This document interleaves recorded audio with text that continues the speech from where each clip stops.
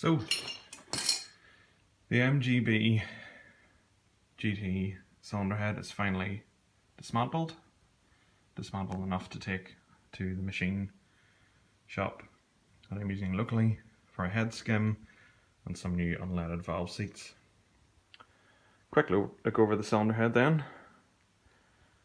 The 8 valve guides are still left in situ. There's a wee bit of movement on the valves in them, so we'll probably get new ones pressed in by the machine shop while they're there. This is the thermostat housing. That was quite a fight to get that off. And in fact, I ended up breaking it, taking it off in 2 pieces. Thankfully all 3 studs came out intact, so that'll have to be replaced. It could definitely do with a clean up and a repaint, but whenever the machine shop has finished, they'll give it a blast in their big power washing hot wash machine. I'll turn it over here so you can have a look at it. Underneath then, having a look at the valve ports. The one on the right is the exhaust, the one on the left is the inlet. Inlets aren't too bad. Exhaust looking a bit black and nasty, so that's cylinder number 1. Moving down to 2. Exhaust is on the left, inlet on the right again. Inlet's not too bad, exhaust is shocking.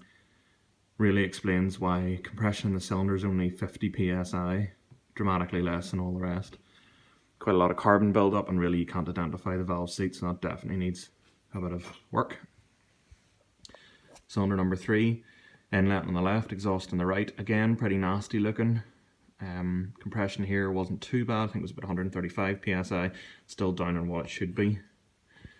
And then down to cylinder number 4, exhaust on the left, inlet on the right. Again, exhaust looking pretty nasty. 80 psi compression here on this side, so explained by a pretty nasty valve seat. So, I'm going to take it off. They're going to skim the head, put new valve guides in, and cut 4 new exhaust valve seats, and then I'll probably get 4 new exhaust valves, to be honest, and put new valve stem oil seals in and grind in the new valves. Otherwise the head is pretty serviceable. I'm not going for a hot tune on this, not getting it cross flowed or anything like that, so just back nice and standard, keep it reliable. Just like to thank you all for your continued input on the page.